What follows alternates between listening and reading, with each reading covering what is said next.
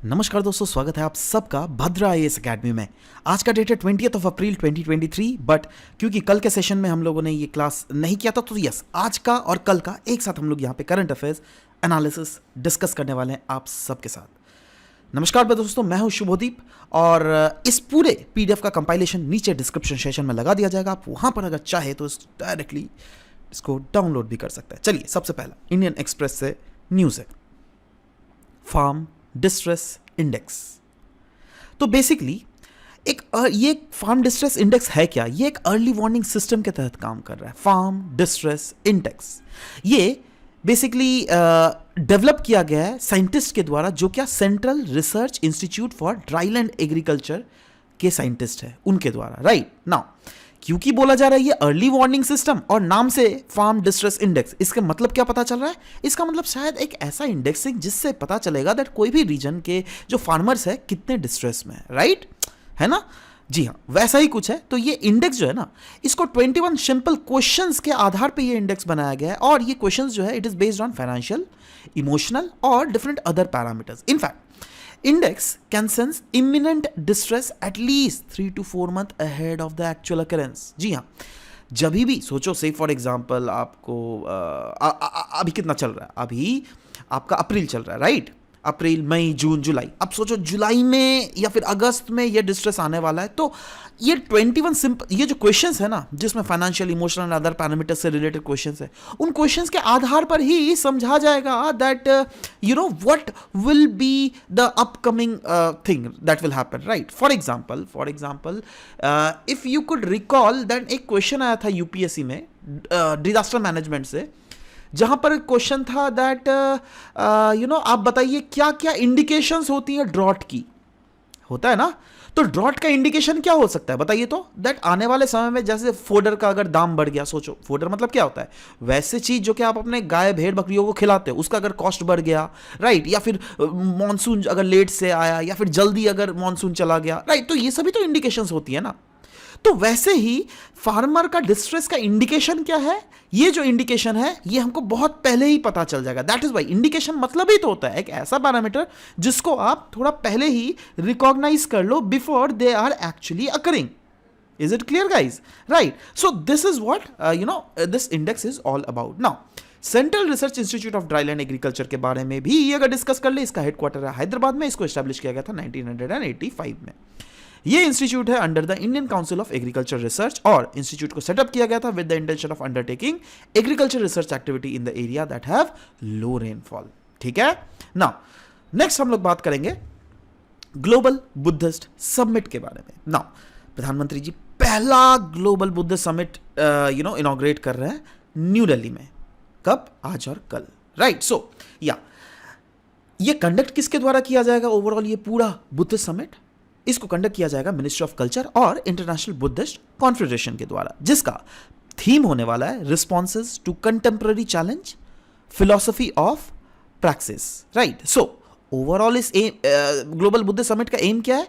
Overall अगर देख लीजिएगा, एम यही है दैट कैसे कल्चरल और डिप्लोमेटिक रिलेशनशिप को इन्हांस किया जाए विद अदर कंट्रीज, और साथ ही साथ significance mark the significance of importance of India in Buddhism and Buddhism since it was born in India। So of course ये इनडायरेक्टली हम बोलेंगे दैट दुनिया में जो है ना, इंडिया का सॉफ्ट पावर को भी यह दर्शाता है। राइट? नाउ, जब बुद्धिज्म के बारे में ही डिस्कस कर रहे हैं, तो अगर बुद्धिस्ट काउंसिल्स के बारे में हम ना डिस्कस कर, क्योंकि देखो ये भी क्या है, ये भी तो ग्लोबल बुद्धिस्ट समिट ही ना है, पहला ग्लोबल बुद्धिस्ट समिट। राइट?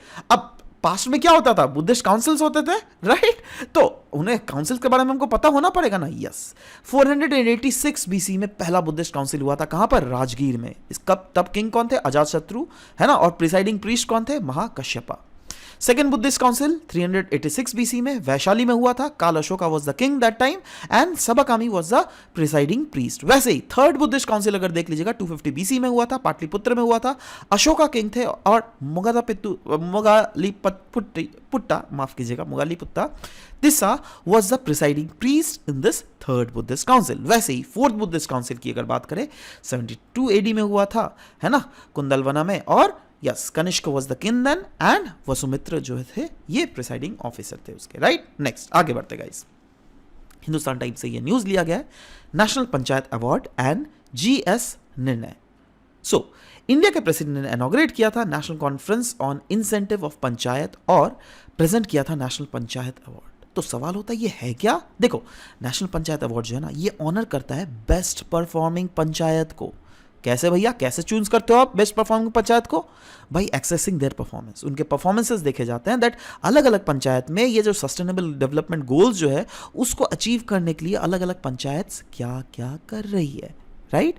सो ये एक एनुअल अवार्ड है जिसको फर्स्ट इंस्टीट्यूट किया गया था 2011 में, ठीक है। नेक्स्ट बात करेंगे जीएस निर्णय के बारे में। जीएस निर्णय मिनिस्ट्री ऑफ पंचायती राज का ही है। फुल फॉर्म क्या है निर्णय का? National initiative for rural India to navigate, innovate and resolve panchayat decision. यह एक मोबाइल एप्लीकेशन है जिसका एम क्या है? To empower the rural communities. In fact ये प्रोवाइड पता है क्या करता है? Easy access to critical information, और डिस्कस किया जाता है during the gram sabha, right? And act as a means of verification of the facts where necessary और cases of queries that may arise regarding the resolution undertaken during the gram sabha. मतलब ग्राम सभा में जो कोई भी क्रिटिकल इंफॉर्मेशन एक्सेस करवाना हो तो वो इस एप्लीकेशंस के थ्रू किया जाता है। इस एप्लीकेशंस के थ्रू आप वेरीफाई करते हो फैक्ट्स के रिलेटेड, राइट? कोई भी क्वेरीज या फिर कुछ भी अगर हो तो इस एप्लीकेशंस के थ्रू वेरीफाई किया जाता है। नेक्स्ट हम लोग बात करेंगे ट्रोजन एस्ट्रॉइड्स के रिलेटेड, राइट? इंडियन एक्सप्रेस का न्यूज़ था। क्या न्यूज़ था? नासा का जो लूसी मिशन है ना, उन्होंने कैप्चर किया पहला इमेज किसका? जुपिटर और जुपिटर के ट्रोजन एस्ट्रॉइड्स का using the high resolution camera. तो सवाल होता है ये ट्रोजन एस्ट्रॉइड्स है क्या? देखो, ये ग्रुप ऑफ एस्ट्रॉइड्स हैं जो क्या शेयर करते हैं जुपिटर का ऑर्बिट अराउंड द सन। हम लोगों ने आपको डिस्कस, याद होगा क्लासेस में आप लोगों को डिस्कस किया है सोलर सिस्टम, जिसमें हम लोगों ने सोलर सिस्टम में डिस्कस किया दैट 8 प्लैनेट्स होते हैं और एक सन होता है, राइट? 8 प्लैनेट्स में एक इनर प्लैनेट्स होते हैं और एक आउटर प्लैनेट्स होते हैं। इनर प्लैनेट्स में कौन है? मर्क्यूरी, वेनस, अर्थ, मार्स। और आउटर प्लैनेट्स में कौन है? आपके जुपिटर, सैटर्न, यूरेनस, नेपच्यून। अब इनर प्लैनेट्स और आउटर प्लैनेट्स में दैट इज मार्स और जुपिटर के बीच में एक बेल्ट एग्जिस्ट करता है, एस्ट्रॉयड बेल्ट्स का। सुना है? तो देखो वहां पर बेल्ट्स, एस्ट्रॉयड का बेल्ट होता है, बट ऐसा नहीं है दैट सिर्फ वहीं पर एस्ट्रॉयड्स है। एस्ट्रॉयड्स के बेल्ट्स और भी अलग अलग जगह में है। जैसे जिस ऑर्बिट में जुपिटर मूव कर रहा है ना सन के अराउंड, उस ऑर्बिट में भी एस्ट्रॉयड्स है, भले ही बहुत कम मैं बोलूंगा, यस। एंड उसी एस्ट्रॉयड्स को हम लोग ट्रोजन एस्ट्रॉयड्स यहां पे बोलते हैं, ठीक है? So there are 2 group of Trojan asteroids, that is Greek which lead Jupiter in its orbit and Trojans which follows behind it. Significance क्या है? देखो, अब इन एस्ट्रॉइड्स माना जाता है दैट ये जो early days of solar system के ना उनके रेमनांट्स है। जी हाँ, absolutely they are the remnants of it, right? तो क्या हम बोल सकते हैं दैट इसको अगर स्टडी करें तो yes, it holds a clue for the formation of our solar system. जी हाँ, एब्सोल्युटली। नेक्स्ट बात करेंगे इंडियन एक्सप्रेस का ये न्यूज़ है प्रलय मिसाइल के बारे में, राइट? तो प्रलय मिसाइल है क्या? सिंपली देखो, मिसाइल जो है ना ये quasi ballistic surface to surface missile है। आपने सुना है surface to surface missile, air to air missile, surface to air missile? Simple सा बात है, सरफेस टू एयर मिसाइल मतलब होता है दैट आप सरफेस, अर्थ के सरफेस से उसको छोड़ रहे हो और एयर का कोई एरियल टारगेट है उसको आप तबाह करना चाहते हो, right? That is called surface to air missile. But ये जो मिसाइल है प्रलय मिसाइल, ये क्या है? Surface to surface missile. मतलब जैसे बैलिस्टिक मिसाइल आपने सरफेस से छोड़ा, राइट? आप फॉर एग्जाम्पल आपको न्यूक्लियर बम छोड़ना है, कहां पे गिराना? चाइना में, ठीक है? तो आपने सरफेस से छोड़ा और चाइना के भी तो सरफेस में ही गिराना है ना, राइट? सो वो क्या हो गया? Surface to surface missile. तो ये जो प्रलय मिसाइल है इसका रेंज है 500 किलोमीटर तक, 150 से 500 किलोमीटर। और प्रोपल्शन क्या? Solid propellant rocket motor. Capabilities क्या? It has having the ability to change the path mid air. जी हाँ, आपने सोचो अगर इसको छोड़ दिया ना एक डायरेक्शन में, बट अचानक से आप इसका पाथ चेंज भी कर सकते हो। और कोई अगर इंटरसेप्टर मिसाइल आ रही है, सोचो सामने तरफ से एक मिसाइल आ रही है इस मिसाइल को खत्म करने के लिए, तो उसको भी आप इंटरसेप्ट करके आराम से उसको इवेट कर सकते हो। अच्छा हुआ ना ये फिर? जी हाँ। तो ये टारगेट क्या है? It is designated to destroy enemy radar या फिर कम्युनिकेशन सेंटर या फिर एयरफील्ड्स या फिर कमांड सेंटर्स जो एनिमी के होते हैं ना, उनको तबाह करने के लिए ये प्रलय मिसाइल्स बहुत अच्छे मिसाइल्स होते हैं, राइट? नहीं, इसके फीचर्स क्या क्या है? इसको डेवलप किया गया है DRDO और इसको डिप्लॉयमेंट किया जाता है भाई इंडियन एयरफोर्स और इंडियन आर्मी के द्वारा। एक जो मेजर सिग्निफिकेंस है वो है इंडिया का, ये जो है ना प्रलय मिसाइल, ये इंडिया का पहला टैक्टिकल क्वासी बैलिस्टिक मिसाइल है और कहा जा रहा है it will give arm forces the capabilities to hit enemy position and key installations in actual battlefield areas. मतलब एनिमी के जो पोजीशंस है या फिर की इंस्टॉलेशंस है, उनको तबाह करने के लिए ये मिसाइल का बहुत तगड़े तरीके से प्रयोग किया जाने वाला है। नेक्स्ट बात करेंगे पीआईबी का ये न्यूज़ है रिगार्डिंग संगठन से समृद्धि। क्या है ये? देखो, मिनिस्ट्री ऑफ रूरल जो डेवलपमेंट है ना, उनका दीनदयाल अंत्योदय योजना, नेशनल रूरल लाइवलीहुड मिशन, ये तो पता ही है, राइट? उसके under ministry of rural development के Deendayal Upadhyaya national rural livelihood mission के अंदर लॉन्च किया गया ये संगठन से समृद्धि, leaving no rural women behind. ये एक नेशनल कैंपेन है, आजादी का अमृत महोत्सव हम लोग सेलिब्रेट कर रहे हैं ना, उसी के अंडर। तो इसका एम क्या है? दैट्स अराउंड 10 करोड़ वुमेन को मोबिलाइज करना है from vulnerable and marginalised rural house hold. कैसे भैया? Under self help group. Self help group होता क्या है? ये ग्रुप ऑफ पर्सन्स होते हैं फ्रॉम द विलेज, स्पेसिफिकली ज्यादातर ये महिलाओं के ग्रुप्स होते हैं, राइट? अब इस सेल्फ हेल्प ग्रुप बनाने का फायदा ये होता है, सोचो ये 10 वुमेन है, ठीक है, या फिर 20 वुमेन है, तो 20 वुमेन आ गई, एक सेल्फ हेल्प ग्रुप बना लिया। अब इस सेल्फ हेल्प ग्रुप का फायदा ये होता है ना, दैट ये सेल्फ हेल्प ग्रुप के नाम पर अगर कोई भी महिलाएं चाहे तो वो लोन्स ले सकती हैं। फॉर एग्जाम्पल सोचो, सेल्फ हेल्प ग्रुप में मैं हूँ, सेल्फ हेल्प ग्रुप में आप हो, और भी 3-4 लोग हैं, ठीक है। फॉर एग्जाम्पल चलो यही 6 जन लोग हैं, ठीक है, ओके। अब ये 6 जन लोग क्या करेंगे? मैं डायरेक्ट में बैंक में जा रहा था, मुझे पैसा नहीं मिल रहा था, आप डायरेक्ट जा रहे थे, पैसे नहीं मिल रहे थे, बट हम लोग क्या करेंगे? चलो ओके, हम लोग ये ग्रुप बना के ग्रुप का नाम से पैसे उठाएंगे, राइट? ग्रुप का नाम से भले ही पैसे उठाएंगे, बट अगर मुझे भी चाहिए ना तो ठीक है, मैं ही पैसे ले लूंगा, मैं ही अपना काम करूंगा, बट समय के साथ साथ क्या रिस्पॉन्सिबिलिटी किसकी होगी? सिर्फ मेरी ही नहीं, इस ग्रुप की भी होगी उस पैसे को लौटा देने की, ठीक है। तो ये ग्रुप वाले जो है मेरे ऊपर पीयर प्रेशर डालेंगे, अरे पैसा लौटाओ पैसा लौटाओ पैसा लौटाओ, नहीं तो फ्यूचर में हम लोग को पैसा नहीं मिलेगा, लोन। समझ रहे हो बात? तो ये चीज है, इसीलिए सेल्फ हेल्प ग्रुप। और सेल्फ हेल्प ग्रुप सिर्फ इसी लोन लेने के लिए नहीं बनाते भाई, ऐसे बहुत सारे रीजंस होते हैं जिसके लिए सेल्फ हेल्प ग्रुप बनाते हैं, राइट? सो वही चीज बोला जा रहा है दैट अभी जो संगठन से समृद्धि है ना, लिविंग नो रूरल बिहाइंड, जिसका एम है, तो इसके तहत 10 करोड़ वुमेन को मोबिलाइज करना है। Currently 9 crore women are already the part of self help group movement. और इसके बेनिफिट क्या है? बेनिफिट्स ये है that self help group champions को शेयर करना, मोबिलाइज करना एलिजिबल वुमेन को, ट्रेनिंग करना उनको, या फिर बैंक अकाउंट्स ओपन करवाना, या फिर कुछ अगर ऐसा ही जो कम्युनिटी डेवलपमेंटल एस्पेक्ट्स हो उसको इंश्योर करना। बात करेंगे Deendayal Antyodaya national rural livelihood mission के बारे में। तो ये एक सेंट्रली स्पॉन्सर्ड स्कीम है, 2011 में इसको लॉन्च किया गया था, एंड इसका ऑब्जेक्टिव क्या है? क्रिएट करना इंस्टीट्यूशनल प्लेटफॉर्म, किसके लिए? रूरल पुअर पर्सन्स के लिए, including at least 1 member from eligible household of SHG fold, या फिर इनेबल करना एसएचजीज to increase the household income.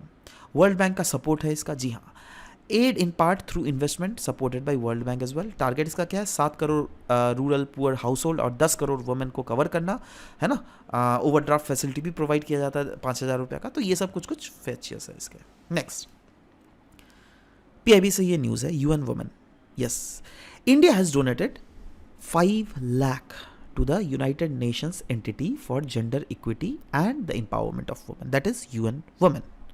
तो ये यूएन वुमेन को जो इंडिया ने डोनेट किया, ये है क्या भाई? देखो, ये एक ऑर्गेनाइजेशन है जिसको एस्टैब्लिश किया गया था 2010 में। इसका हेडक्वार्टर है न्यूयॉर्क में, और इंडिया जो है इसका one of the founding member है of the executive board of United Nations Women. ये करंटली सर्व कर रहा है एज अ मेंबर। इसका एम क्या है? एम है to support the intergovernmental bodies in formulating policies, global standards और नॉर्म, साथ ही साथ इफेक्टिव पार्टनरशिप जिससे फोर्ज किया जा सके विद द सिविल सोसाइटी, और यूनाइटेड नेशंस के सिस्टम को अकाउंटेबल होल्ड किया जा सके for its own commitments on gender equity, right? Next बात करेंगे PRET, that is preparedness and resilience for emerging threat. PRET ये लॉन्च करेगा on 24 April with the focus of respiratory pathogen pandemic preparedness. ध्यान दीजिएगा, with the focus क्या है इसका? Respiratory pathogen pandemic preparedness, that is जैसे COVID-19, this was also kind of respiratory pathogen pandemic preparedness, right? So yeah, उसके related preparedness है regarding this preparedness and resilience for emerging threat. Okay, इसका purpose क्या है? Improve the disease pandemic preparedness by leveraging system, capacities, knowledge और tools for group of pathogens based on the mode of transmission. किस mode से transmission हो रहा है? क्या वो हवा से transmission हो रहा है? क्या वो पानी से? क्या वो food से? किस through से, right? नेक्स्ट रेगुलेशंस क्या है? इनिशिएटिव को कहा जा रहा है, ये ऑपरेट होगा under the International Health Regulation और प्रमोट करेगा whole of government and whole of society approach to pandemic planning. इसका विजन क्या है? More equitable and robust response to the future disease pandemic. और इम्प्लीमेंटेशन प्रायोरिटीज़ अगर देख लीजिएगा, इसको इस्टेब्लिश किया गया है by countries authorities in line with regional and global mandates. Different other programmes जो क्या प्रिवेंट करती है फ्यूचर पैंडमिक्स को, वो है वन हेल्थ अप्रोच, WHO का health emergency programme and proposed pandemic treaty. Space seeds के बारे में दोस्तों हम लोग यहाँ पे बात करेंगे। स्पेस सीड्स होती क्या है, देखो ये एक इंटरनेशनल एटॉमिक, अभी क्यों न्यूज़ में था, क्योंकि इंटरनेशनल एटॉमिक एनर्जी एजेंसी और फूड एंड एग्रीकल्चर ऑर्गेनाइजेशन ने सेंड किया है 2 वैराइटीज़ ऑफ सीड, राइट, जिसमें है एराबिडोपिस एंड सोरगुम, है ना। अब ये क्या करेगी, ये climate tolerant by exposing to harsher surrounding, ऐसा बोला जा रहा है। इसका मतलब सिंपल यही है that in varieties of seeds को अगर स्पेस में भेजा जाएगा तो ऑफ कोर्स स्पेस में क्या होगा ना, ऑफ कोर्स देखो स्पेस का क्लाइमेट अलग है ना, मतलब वहां की सराउंडिंग क्या है, हार्शर सराउंडिंग है, जी हाँ एब्सोल्युटली है। अब ये क्या हो सकती है ना, दैट उस हार्शर सराउंडिंग में अगर ये सर्वाइव कर सकती है तो yes it will be very much climate tolerant, right. So वही बोला गया है, this is what space seeds are. याद रखिएगा कौन से सीड्स भेजे गए हैं, याद रहेगा। चलो, तो इसका पॉजिटिव इंपैक्ट यही है दैट देखो स्पेस में जब भेजेंगे तो सोलर रेडिएशंस लेकिन ज्यादा इंक्रीज होती है वहां पर, वो आपको पता है, क्योंकि स्पेस में तो ऐसा कोई एटमॉस्फेयर तो नहीं है ना जैसे अर्थ में है, राइट। तो यहां पे बोला जा रहा है दैट क्योंकि एक्सपोजर बढ़ेगा in the solar radiations, it can cause genetic changes in plant seeds which can potentially make them more resilient and adaptable to the harsher environmental conditions। क्योंकि उनके जेनेटिक चेंजेस आ सकते हैं, ये बोला नहीं जा रहा दैट जेनेटिक चेंज आएगा ही, है ना, ये बोला जा रहा है दैट आ सकता है, जिसके कारण फ्यूचर में हार्श इन्वायरमेंटल कंडीशंस से वो अपने आप को इजी सी अडेप्ट कर सकते हैं ना। आप बोलेगा सर हम लोग तो और भी कॉन्सेप्ट जानते हैं सर, जेनेटिकली हम लोग जेनेटिकल इंजीनियर कर सकते हैं, उसको जेनेटिकली मॉडिफाई कर सकते हैं खुद से बैठकर। अरे भाई खुद से क्यों करोगे, वो नेचुरली करने दो ना, देखो ना नेचुरली होता है क्या नहीं, खुद से तो कर ही सकते हैं, इंसान है तो कुछ भी कर सकते हैं हम लोग, है ना। बट ये इसको अगर स्पेस में भेजा जाएगा ना तो वो नेचुरली ये इसमें इसके जीन में चेंजेस आ सकते हैं, जिसके कारण इनकी जो अडेप्टेबिलिटी है हार्शर इन्वायरमेंटल कंडीशन से, जैसे drought, high temperature, soil salinity, इनसे इनकी अडेप्टेशंस हो सकती है। और इसी टाइप के अडेप्टेशंस को जो कि स्पेस में किया जाता है इसको क्या कहते हैं, स्पेस म्यूटाजेनेसिस। याद रहेगा, चलो आशा करता हूं याद रहेगा। चलो इसी के साथ आज का ये सेशन यहां पे समाप्त करता हूं। अब आ जाते हैं दोस्तों एमसीक्यूज में। एमसीक्यूज की अगर बात करें, पिछले एमसीक्यू में आपको पूछा गया था गॉन्ड पेंटिंग के related, it is a popular, पहला मैंने 2 ऑप्शंस थे उसमें दोनों के दोनों ऑप्शंस बिल्कुल सही थे, है ना, कोई शक नहीं है। आज का क्वेश्चन देख लेता हूं और मैं चाहता हूं ये आज आप लोग सब कोई नीचे कमेंट सेक्शन में इसके आंसर्स करो। Consider the following statement, 2 statement दिया गया।